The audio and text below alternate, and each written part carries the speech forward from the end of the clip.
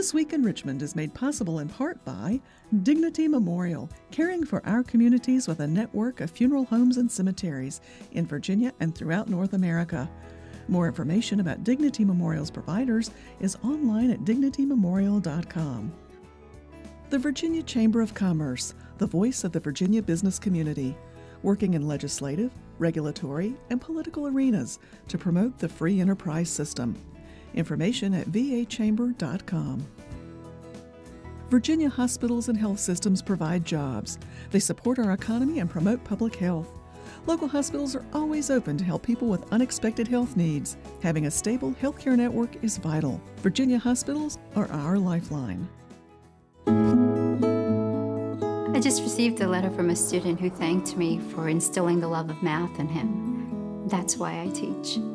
Brought to you by the Virginia Education Association, because a good education is good for everybody. Additional support is provided by these sponsors.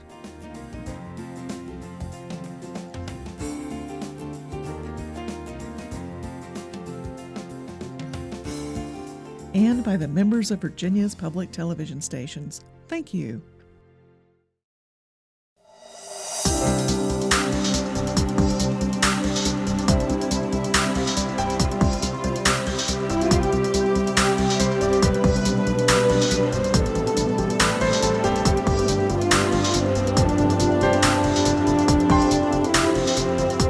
Welcome to This Week in Richmond, and a very special welcome to three friends that I've seen around this building for the time I've been here, serving in a variety of capacities. Dick Hickman, and you'll tell the folks about what you're doing, Sharon Crouch-Steidel, and Scott Maddrea, in three different areas of all the work that goes on here, has gone on here in the General Assembly building.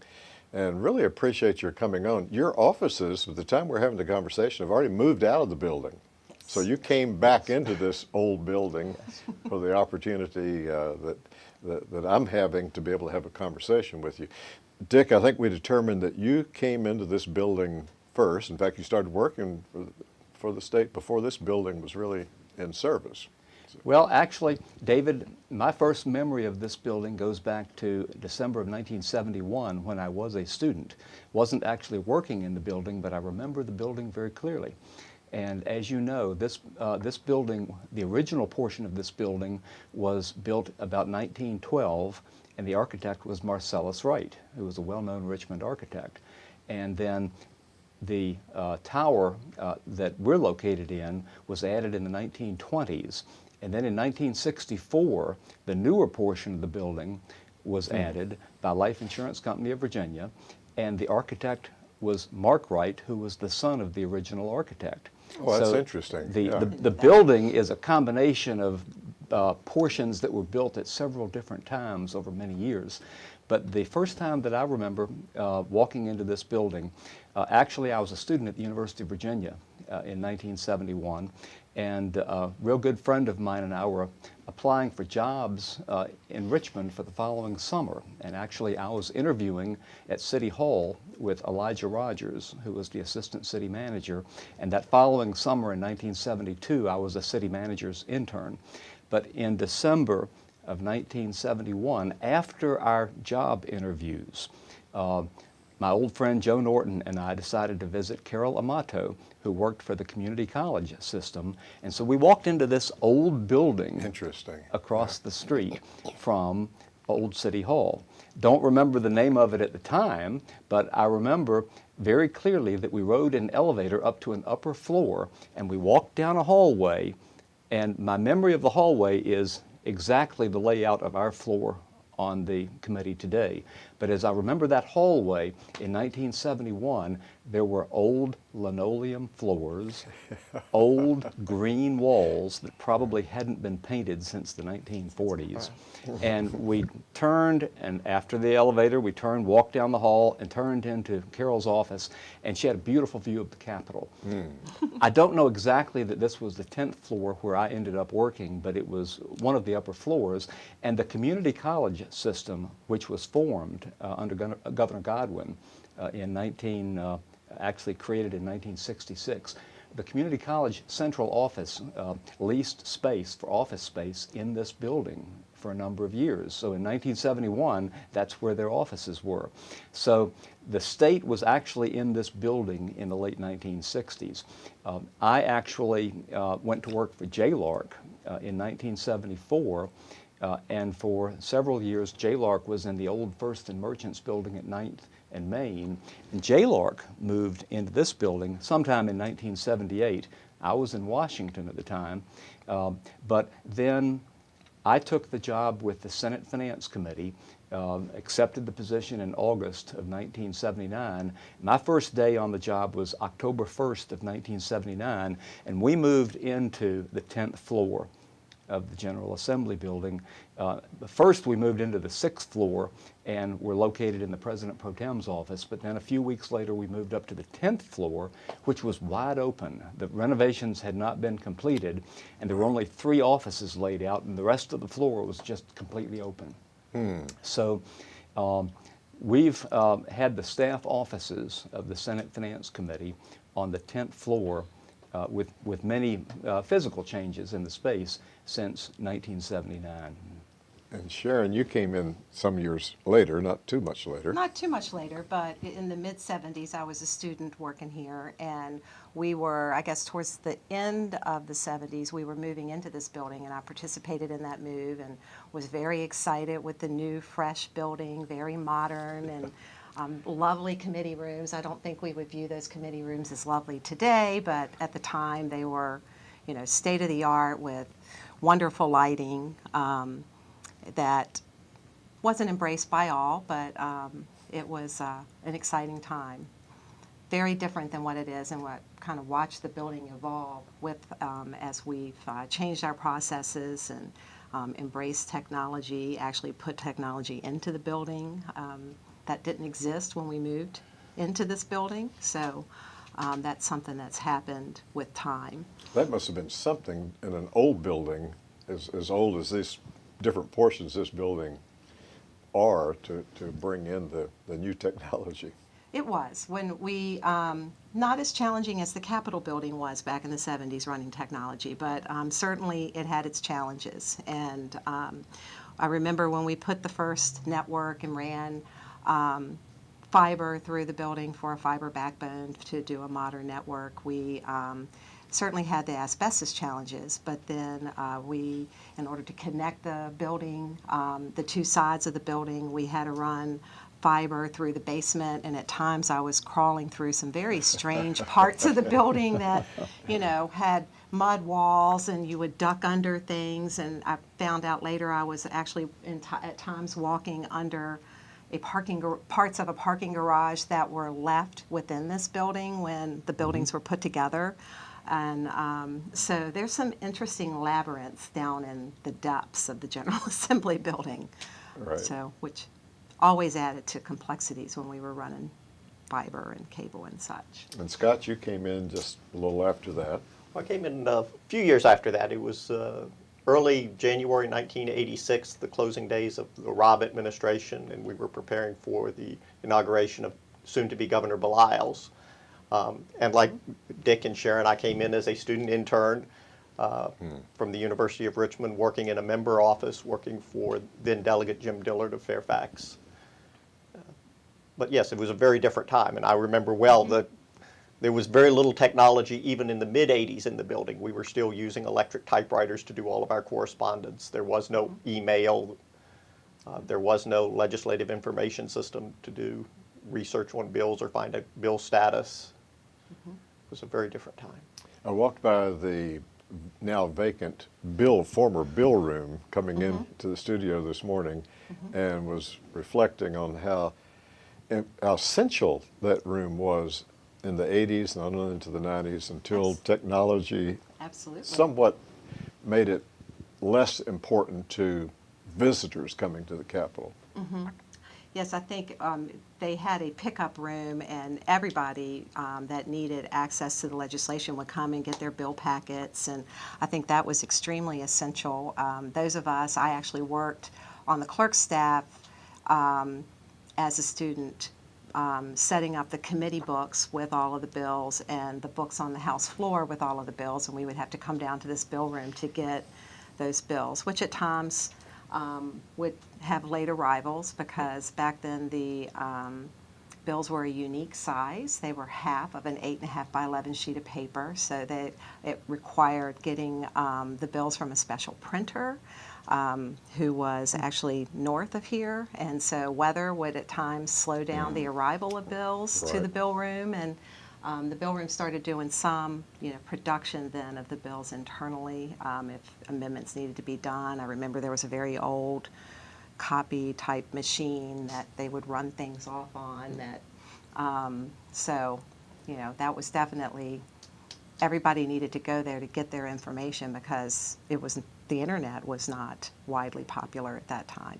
Right. Well, and even committee agendas, we were using scissors and glue sticks and cutting and pasting and putting together agendas, and floor calendars the same way. Absolutely. So how long did you work with Delegate Dillard before you moved into other capacities? I worked with Delegate Dillard until the 1989 sessions, so through 1998 or 1988. I skipped right over to get right into the delightful stories, but Scott, since we're with you, then we'll come back to Sharon and Dick. Tell folks then, from that time, what positions have you moved through up to the position where you are now? Well, I left Delegate Dillard to work for the newly elected delegate from Henrico, Jack Reed. Worked with him through the late 1990s, and then took a couple of years off and came back to this building, actually working as a lobbyist for the Virginia Association of Realtors for 2 sessions. And then in 2000, the newly elected Speaker, Vance Wilkins, asked me to come back on board in the clerk's office, and have been working in the committee operations office as deputy clerk since then. Right. And Sharon, what was the journey to where you are now? Well, I worked in the House bill room as a student and became the bill room supervisor. And then the deputy clerk over administration, Margie Linus, asked when I became a programmer to write a purchase order program for the House. And I bought the House their first computer and kind of built up our technology experience from there. And I had the role of being responsible for technology in the House since 1983. That was the first computer a desktop, or was it a large computer? We had some mini computers for certain things, and of course the mainframe was present, which is really how everyone got their bill status information by huge printouts being generated that were literally this high, and people could call and ask what the status of something was, and people would flip through and look at these big printouts. But I think our first computer was a little desktop computer, and then for a while we used Apples because it was fairly inexpensive to network them. So was that in the time in which one of the chambers used Apple and the other used PC? Then later, yes, we were the renegades that went with the Apples. It was the infrastructure on that was a little more cost effective, and it was easy to people embrace the Apples a little bit more readily. It was a little easier to use. So, in fact, I still have. I just can't bear to. It's probably worth a lot now, but I have an original Mac Classic in a carrying case that our former clerk, Bruce Jamerson, loved. And it was literally this tall, and he'd put it in the carrying case and, haul it home every night and set it up. And I was going to give it to him as a joke retirement gift one day. So I have one like that in a maroon bag in storage somewhere. See, I think, it may be valuable one day. I've seen people turn them into fish tanks, but I don't want to pull everything out of mine. Keep it intact. It may run again. And Dick, you've been in Senate Finance, then you were saying since 1979. I actually started with JLARC in 1974 for about 2.5 years, and then spent 2.5 years in Washington. And then I came back to work when Senator Willie organized a staff for the Finance Committee in 1979, he hired Paul Temerick, who had been at JLARC and who was actually my supervisor at JLARC. And I came back to work for Paul in the Senate Finance Committee in 1979. And Sharon's absolutely right. Back at that time, we had no computers in the office. And in fact, all of the work that we did for financial analysis was on large green accounting pads and adding machines. And then in the early 80s, and I forget whether it was 82 or 83, we had our first computer in the office, and we began doing simple spreadsheets on the computer. And we, it was no stopping us then. And there's, over the years, every year, there's been an improvement in the technology. This building has a large number of interesting rooms here and there for private meetings. And for example, over many years, the budget conferees at the end of the legislative session would meet in the JLARC conference room on the 11th floor of the building. And there was a conference room with the director's office on one side and the deputy director's office on the other side, and the Senate conferees would gather in the director's office, and the House conferees would gather in the deputy director's office, and there would be interaction between the two in the conference committee, and there would be 3 senators and 3 delegates and some of the staff sitting around the conference table for days on end back in the day. And over the years, an incredible number of meetings that were required to bring the budget to a close. And one of the things I always found fascinating about government in Virginia was the very high degree of cooperation between the legislative and the executive branches. And I remember in January of 1982, on Inauguration Day, when Chuck Robb was being inaugurated, in my office on the 10th floor, we had a meeting with me and Charlie Walker, who was the Secretary of Administration and Finance for the outgoing Dalton administration. And he and I were putting the finishing touches on a Medicaid cost containment plan that was being passed from the outgoing Dalton administration to the incoming Robb administration through the Senate Finance Committee. And so here on the morning of Inauguration Day, we're putting this plan together, and the level of cooperation between, again, Republican and Democrat, outgoing and ingoing administration, executive and legislative, was phenomenal. And it's incredible to remember all of those meetings that were always going on in different little hideaway corners in this building over the years. I'm glad you mentioned the cooperation, because so often, I'm sure I hear people here talking only about what they perceive to be the fights, the arguments, the disagreements, and they don't hear probably enough about the efforts that are made in cooperation. It goes across chamber boundaries and across party boundaries to try to work together. And I'm wondering, from your experience, the time you've been here, Scott, and all 3 of you, and particularly Sharon, if technology has helped to shorten the time that it takes even to get the conferees work together on the budget, or has it made it more challenging? Or I would think they would have the figures a lot easier to be able to compare the House budget, the Senate budget, what the executive is requesting. Has it made it? Well, I don't know if it's made it easier or not. It certainly made a lot more information, a lot more accessible, a lot sooner in the process. Yeah, okay. But I think sometimes that also leads to information overload. But I do think the technology has helped speed up the process, and at least has made understanding it for the average members, because you've got to remember, with a citizen legislature, a lot of members don't come down here with a lot of budgeting experience or a lot of experience necessarily putting together even a local government budget. And so sometimes just understanding what goes into running a government at the state level and all of the intricacies of that is new to a lot of our members. But I would certainly say that technology has helped streamline, or at least I hope streamline some of the processes or make it easier at a minimum for the staff. And we're always mindful of how we can use technology to make government more accessible for its citizens. That's an important goal and objective of our office, to do so without technology driving the legislative process. It's a balance between respecting the legislative institution and helping provide efficiencies in the processes so that people's jobs are a little bit easier and the information is more readily accessible for everybody. I had someone contact me recently trying to get information on a bill that passed in the late 1980s.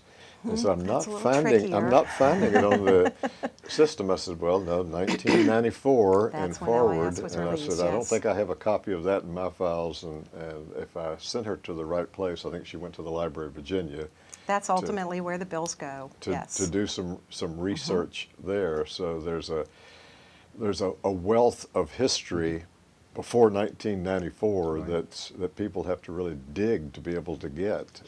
Yes. And there's also, there was an excellent library within the Division of Legislative Services on the second floor, so that for any of the bills or records before 1994, you can go to those bill books in that library on the second floor, as well as the State Library. And that library has just moved to the Pocahontas building. They're in Pocahontas now. I don't remember which floor. I don't remember which floor they are in the new building either, but yes, the Division of Legislative Services Library, I think, has journals and bill books all the way back to the mid-50s. And then the House journals we've got in the clerk's office going back to the end of the Civil War. So in that library, just again, some viewer is going to will be asking me, so let me ask you, in your knowledge, is it available to the public once the Pocahontas building is accessible? People beyond legislators and staff can use that Yes, library? we have lobbyists, citizens come in all of the time looking for various information. And your viewers will want to know that the General Assembly building is now going to be the Pocahontas building. Yes. Which for people who have lived around Richmond for a longer time will remember as the old United Virginia Bank building at 9th and Main. Right. And for about 20 years it was the Attorney General's office and other agencies. It's now the General Assembly building. It's at the corner of 9th and Main, and the newer portion overlooks the Capitol. And we actually haven't wandered around enough yet to know where everything is in this Pocahontas building. It's been renovated over the past year for the General Assembly. Yeah. Yes, it has. Before our last couple of minutes fly by, what's something else that I didn't ask you about that you wanted to mention? Scott, Sharon, Dick? Well, just on a personal level, I think one of my memories of this building was the day my office ceiling collapsed. That we had the rainwater backed up in one of the drainage pipes outside of Legislative Services on the second floor, and the excess water creeped into the building. And at the time I had an office on the first floor of this building and was sitting at my desk and just happened to get up to say goodbye to an employee that was leaving for the day, and was standing in the doorway of my office when I heard this odd sound and turned around just to watch the ceiling and all of this water collapse down onto my desk. But the good news is, from that kind of disaster is what got us our briefing room, because my office at the time was where the House briefing room is now, and when I was displaced because of the water damage is when we decided to make the change and build a dedicated press briefing room in this building. So interesting. I'll carry on the theme of caving ceilings. I remember one time getting a phone call actually from the Senate clerk to say, I happen to be down here, and there are fire trucks that appear to be, that say they're reporting on the 6th floor in the data center. And again, there was a chiller that had backed up. It was the week before session started. Attorneys were here drafting bills, and water came through and was coming down into the data center. And House, Senate, all legislative agencies, ultimately their infrastructure is in that data center.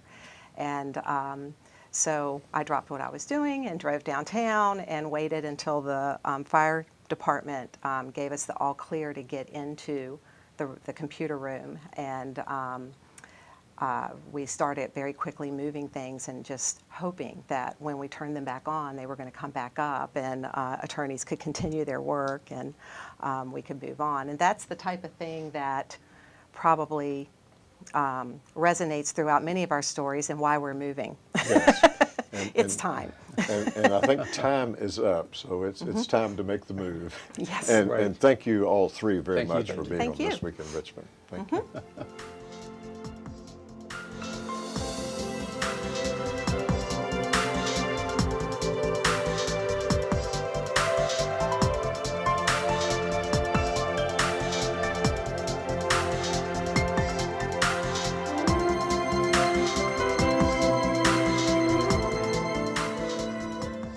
This Week in Richmond is made possible in part by Dignity Memorial, caring for our communities with a network of funeral homes and cemeteries in Virginia and throughout North America. More information about Dignity Memorial's providers is online at dignitymemorial.com. The Virginia Chamber of Commerce, the voice of the Virginia business community. For jobs, the economy, and public health, Virginia Hospitals, our lifeline. The Virginia Education Association, because a good education is good for everybody. Additional support is provided by these sponsors.